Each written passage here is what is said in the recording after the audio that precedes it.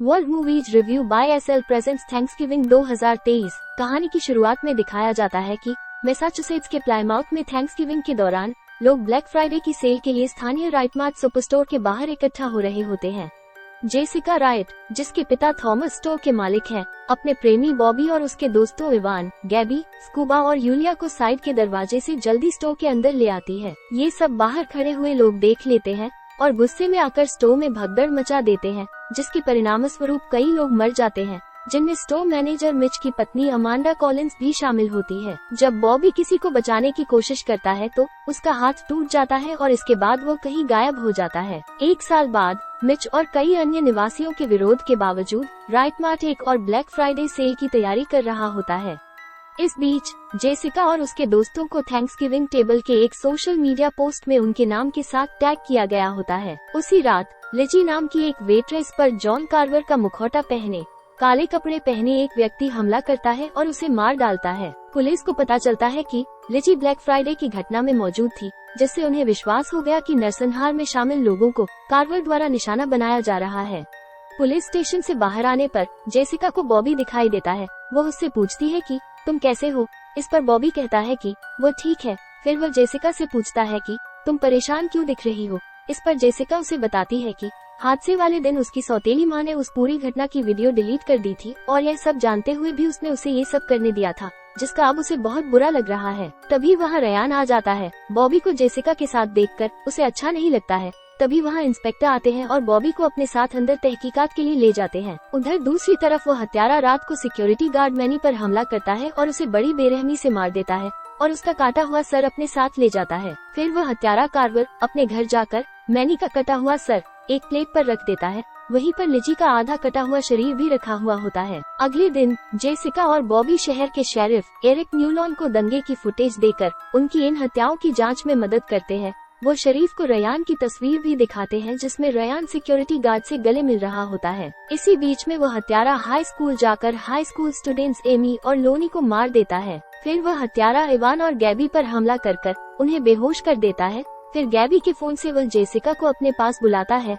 वह जेसिका पर भी हमला करता है, पर वह उस हत्यारे से बचकर भाग निकलती है और पुलिस के पास पहुंच जाती है। बाहर जब बॉबी जेसिका को सतावना दे रहा होता है, तभी वहाँ रयान आ जाता है और उन दोनों के बीच झगड़ा होता है। पुलिस जाकर उन दोनों को एक दूसरे से अलग करती है और उनको ये सब फिर न करने को बोलती है। यूलिया के पिता अपने परिवार को फ्लोरिडा ले जाने का फैसला करते हैं, लेकिन वो और उनकी रक्षा करने वाले डिप्टी शेरिफ कार्वर द्वारा मारे जाते हैं। फिर वो यूलिया पर हमला करता है। जेसिका और स्कूबा यूलिया के घर उसे बचाने पहुंचते हैं, लेकिन भागने से पहले वो कार्वर को यूलिया के शरीर को एक आरा से काटकर मारने से रोक नहीं पाते। जेसिका सबको कहती है कि उस हत्यारे को पकड़ने का बस एक ही उपाय है, हमें थैंक्सगिविंग की परेड में पार्टिसिपेट करना होगा, ताकि जब वो हमें मारने के लिए वहाँ आए तो हम उसे पकड़ सके। पर उसकी सौतेली माँ पहले मना करती है, पर बाद में सब मान जाते हैं। फिर अगले दिन पुलिस राइट परिवार और स्कूबा को तीर्थयात्रियों के वेश में थैंक्सगिविंग परेड में कार्वर को पकड़ने के लिए लाती है, पर कार्वर को उनकी योजना का पता चल जाता है और वो टकी बने मेस्कॉट का सिर काट देता है, जिससे हर कोई दहशत में तितर बितर हो जाता है। फिर कार्वर भीड़ में धुआं बम फेंक कर राइट्स और स्कूबा का अपहरण कर लेता है। इसके बाद कार्वर जेसिका की सौतेली माँ कैथलीन को ओवन में जिंदा पकाता है।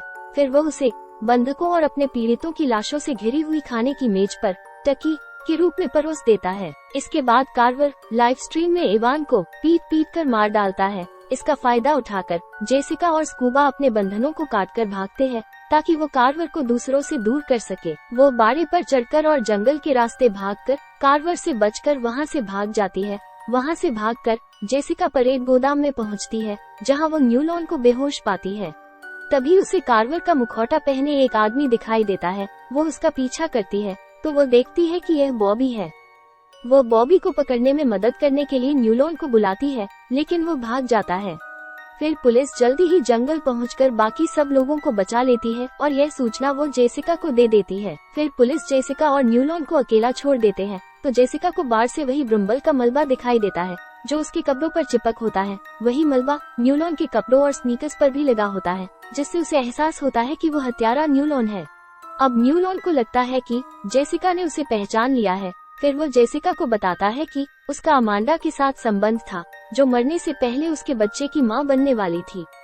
इसीलिए वो कार्वर बना ताकि वो अमांडा की मौत के जिम्मेदार लोगों से बदला ले सके। पर तभी न्यूलॉन ये देखकर डर जाता है कि जेसिका ने उसके कबूलनामे को लाइव स्ट्रीम कर दिया है।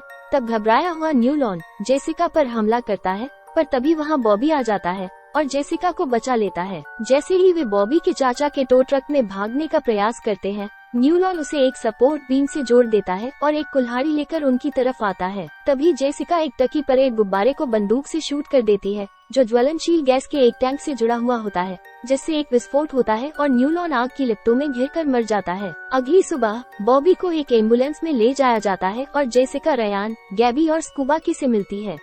पुलिस को न्यूलॉन की बॉडी नहीं मिलती है, जिससे उन्हें विश्वास हो जाता है कि वो विस्फोट में जलकर मर गया है। हालांकि जेसिका को लगातार बुरे सपने आते रहते हैं कि जलता हुआ न्यूलॉन उस पर हमला कर रहा है।